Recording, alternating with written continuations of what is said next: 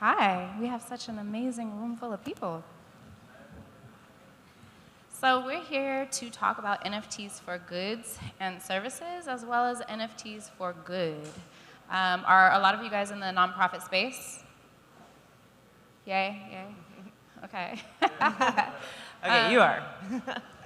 So I have an agency that architects NFT projects focused on having a generational lifespan. And one of the things that we require for projects that we work on is that there's a nonprofit component to it. And right now, we're going to talk about nonprofits before NFTs and how NFTs are impacting a nonprofit that has existed for how many years? We have been in Haiti for 33 years now. Damn, 33 years. Now, can I get like a round of applause? Oh, thank you. I'm going to start doing that every time I walk into a room. Can I have a round of applause? I'm Sarah. I'm with Hope for Haiti. I am our Director of Business Development. And as I mentioned, we've been working in Haiti for over 30 years, and we are fundamentally driven by the belief that there is always a pathway to a better life, despite the challenges. We work with 24 communities in the south of Haiti in education, healthcare, clean water, and economic development. And I always say, I know the reason that we have been so successful over the last 3 decades is because of our Haitian team. The majority of our staff is Haitian from the local communities based in Haiti. I am not Haitian. I do not know what's best for Haiti, but my Haitian colleagues do. So in the US, we're here to raise the resources and support so they can do the work. And part of my role is finding innovative and creative ways to raise those resources, which I think very well tie to NFTs. Definitely, definitely. So how have you guys utilized NFTs to raise funds? Yeah, so actually how we got into the NFT space, I think is interesting. We partnered with a virtual reality studio a few years ago to actually recreate one of our partner schools in rural Haiti, all in VR for the Oculus Quest. Wow, I know. So we could put on the Oculus and kind of go through the village? It's based on blueprints of one of our partner schools. And I had that idea because I actually went to VR World in Manhattan a couple years ago, before the pandemic, and I was trying on all the different headsets, and I got so scared playing the zombie game, I had to take the headset off because I really thought zombies were going to eat me. And then I couldn't get this question out of my head, why are we not using this in the nonprofit world to share our mission and to connect with new supporters? Because it's so powerful. So long story short, we were about to put the finishing touches on the app. It was about to get ready, to get out there. And then the earthquake in Haiti hit this past August. It was in our backyard. We're based in Lacaille in the south. That was the epicenter of the earthquake. And the VR studio reached out to me and they said, hey, we know some NFT artists. What if we actually partnered with these NFT artists to raise support for your earthquake response? And I said, okay, how will that work? How are we tying that to VR? And they said, what if we took some of those NFTs, recreated them in virtual reality, and then hung them on the VR world? Yes, mind-blowing. Our board was so confused. So we raised a couple thousand, and for me, that was proof of concept. Okay, let's go bigger now. So we are actually working on a drop with 6 Haitian artists. Woo! Yeah, and the artwork is beautiful. We've partnered with the platform Snow Crash, and it's a 900-piece unique generative collection. Part of the proceeds actually go to the artists, which was important to us, and then the rest will go to rebuilding 2 schools in the south of Haiti. So that drops next week. This has been like consuming my life for the last few months. Thank you. It's called Hope Endures. If you just go to hopeenduresnft.com, you can see some of the art. And see, Hope Endures, ENDURES. NFT.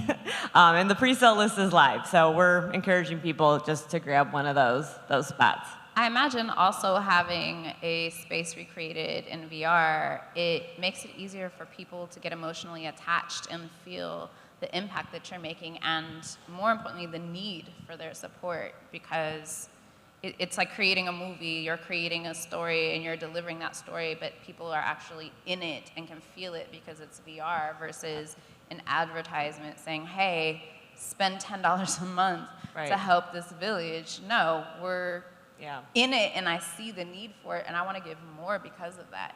And more cost efficient at that point, because you're not paying for the marketing, you've paid for that experience, and that will live on forever. Yeah. And Is it fair to say that the marketing comes from the hype that is inherent in NFTs? I think that's part of it. I mean, I had to bring this to our organization, and we all had to Google what is an NFT about a year ago. But seeing this movement, and for us, it's a new, innovative way to really reach an audience we would not have connected with in any other way. There's just no way. It's really exciting to hear that somebody did from the other side what we tried to do, and actually successfully, and helped a lot of people. So what we did with NFTP Rainbow Rolls last September, actually right before NFT.NYC last year, there was a bunch of PFP garbage that was dropping. This was the proliferation of people were taking literally pick art and making it generative colors and saying, we're going to sell it for hundreds of thousands of millions of dollars. And we're like, we could do this. This is absolute trash. It's shit. So what if we mint toilet paper to wipe up the shit? And Literally. I love it. And to satirize the NFT marketplace.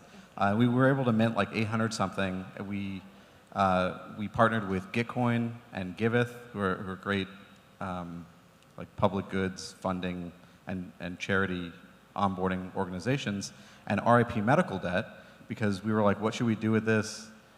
We're raising all this money for things that are poop related. Trash. There were a lot of jokes that had to do with, it's potty jokes, right? And so we're like, why don't we find people who have like rectal cancer and like pay for their medical bills or something?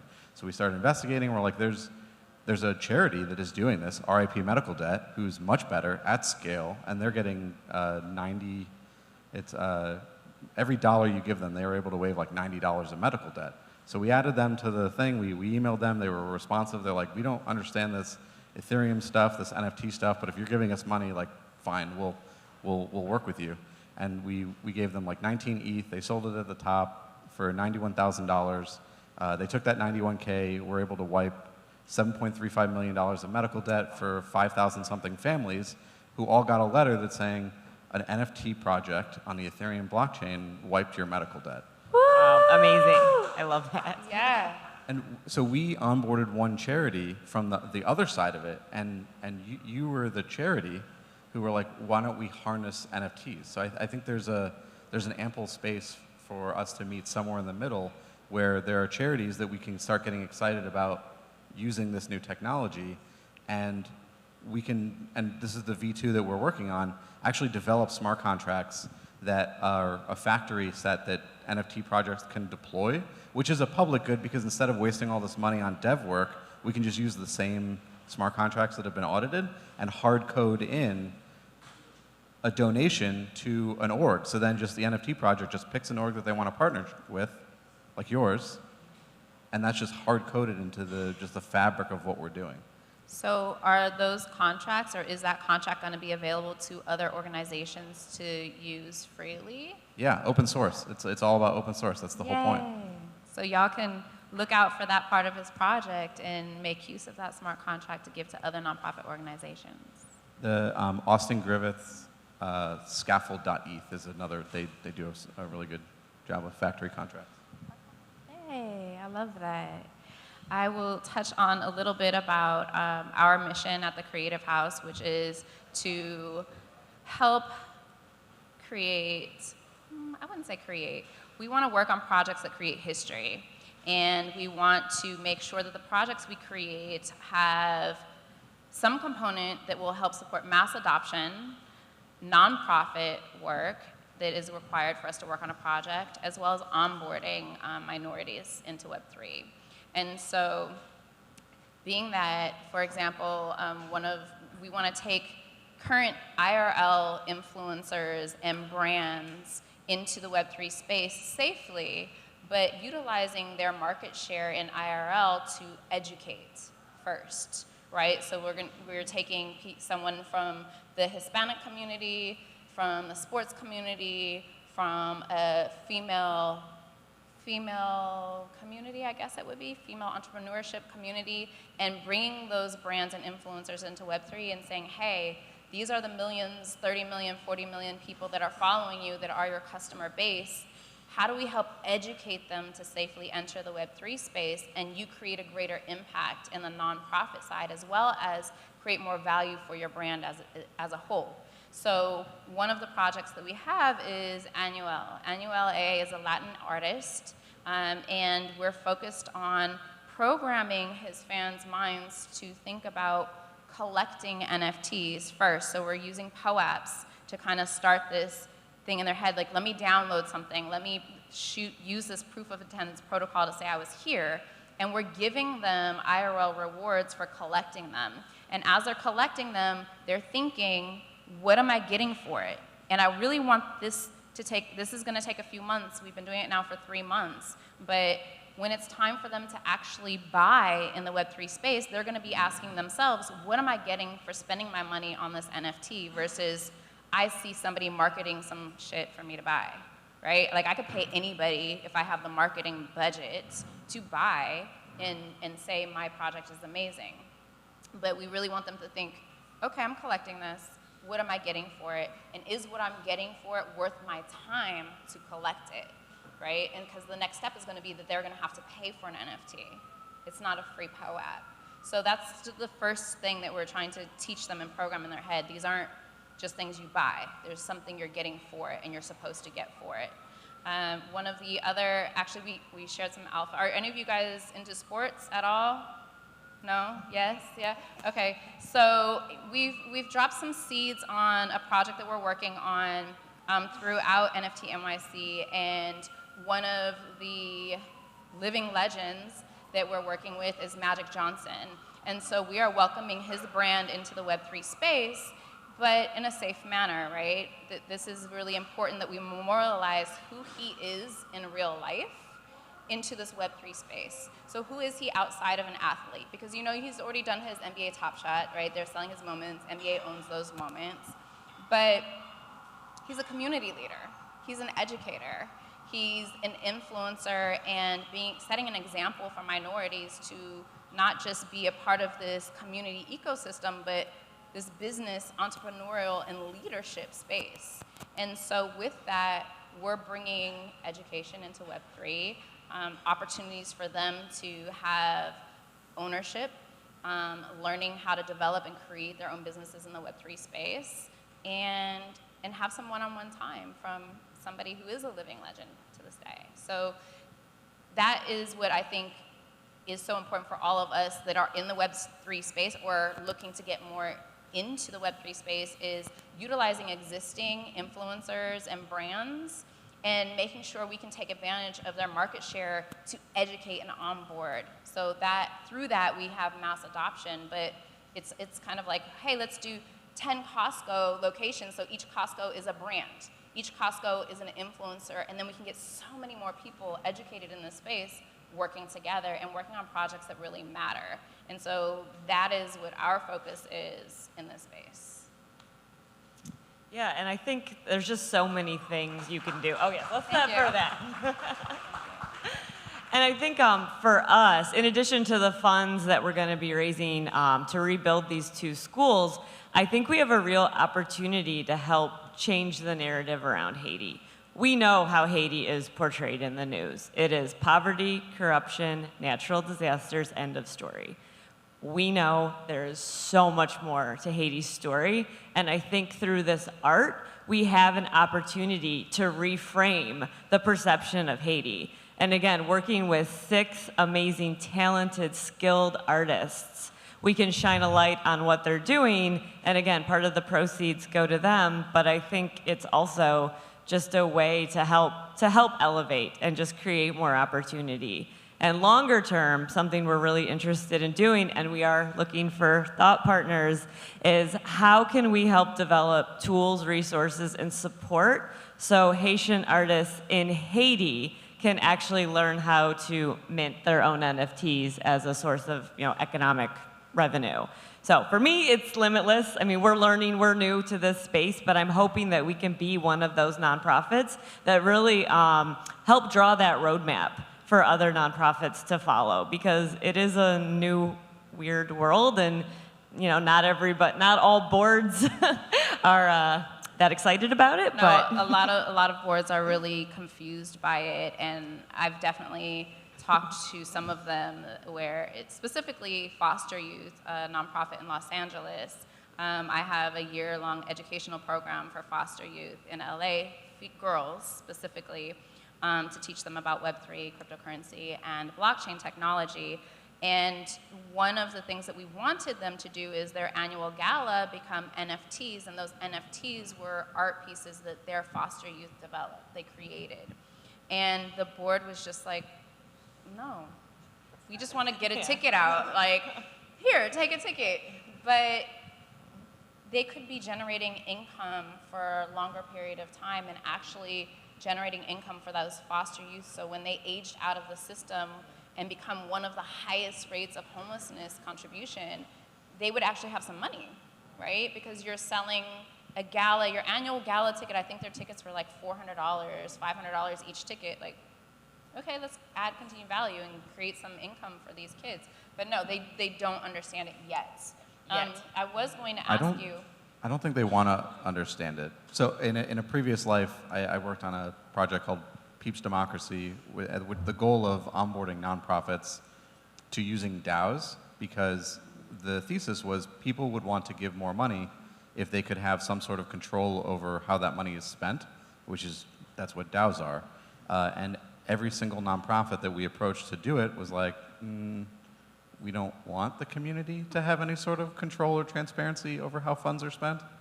And there's a huge learning curve and education curve, and nonprofits don't want to be transparent. I'm just going to say it. There's my spicy take. Well, some of us do. But So I get what you're saying, though. Again, we're hoping to reframe a lot of things, but it's education. It's still very new to a lot of industries, and the nonprofit world is definitely one of those industries. So being that you participate and have a DAO, how do you think it's going? I hear that a lot of people complain, like, we have the DAO, people are supposed to vote, but then people just don't vote. They don't participate in really what the benefits are in having a DAO. So a lot of the things that call themselves DAOs are not DAOs. That's the first piece. The second one is there are some frameworks like the Moloch framework that like DAO House uses, where there's a simple majority and consensus is actually determined off-chain. And so in these Discord conversations on these calls, we come to agreement on how things should be spent. But then you don't need to have high participation on-chain because you're just spending gas.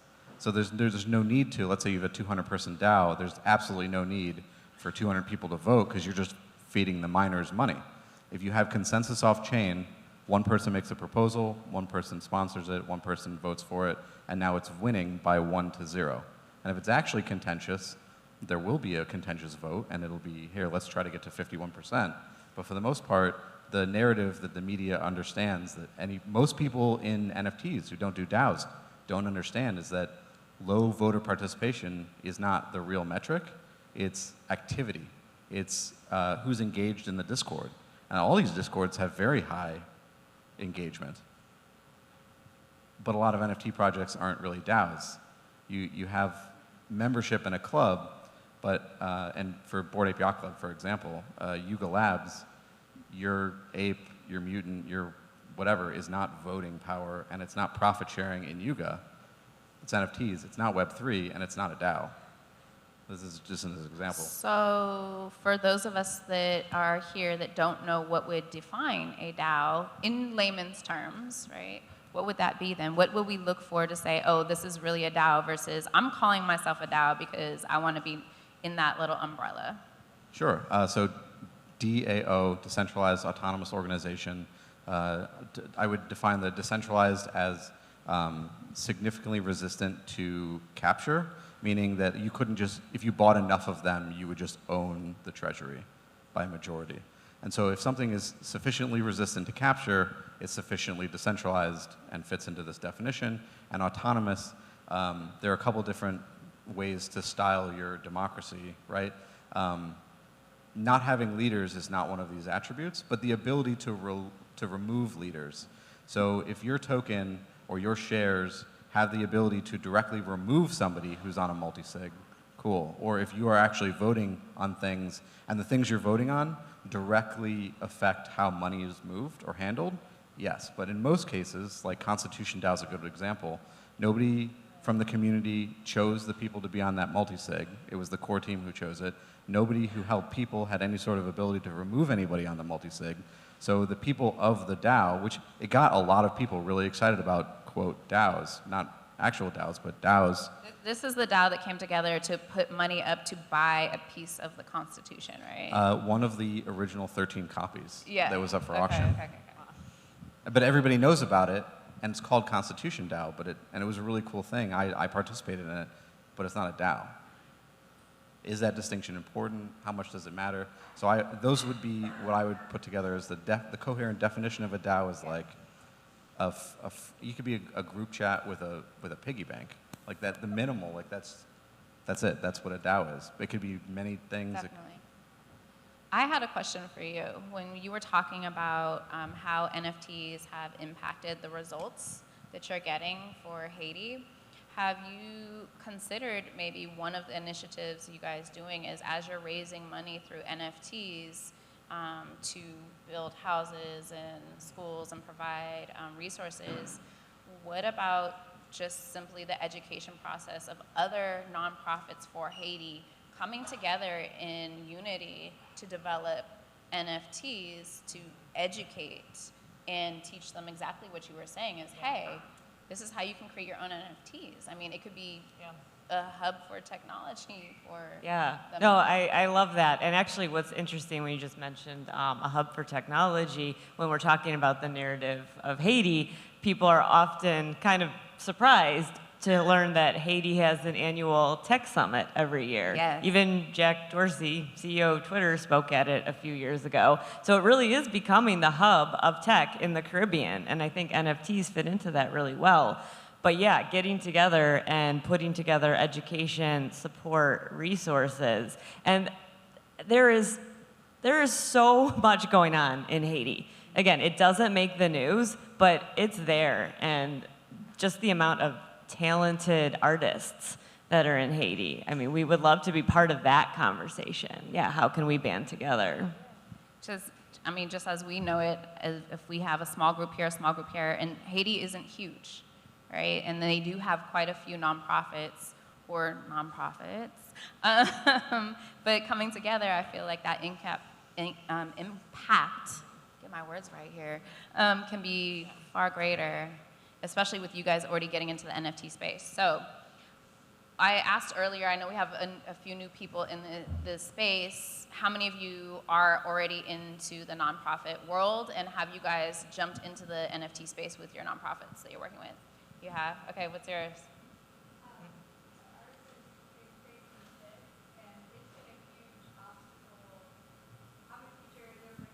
Yeah.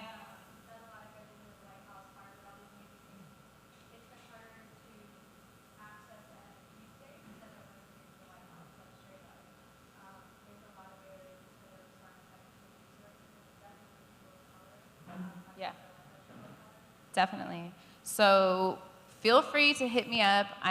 I spend 30% of my time educating just because that's so important in onboarding. So I'm on Twitter, I'm here. There's plenty of space for us to talk here. I'll make some time, but definitely let's talk about that. And I'm sure if any of us has some time for that. So again, your nonprofit is? Hope for Haiti.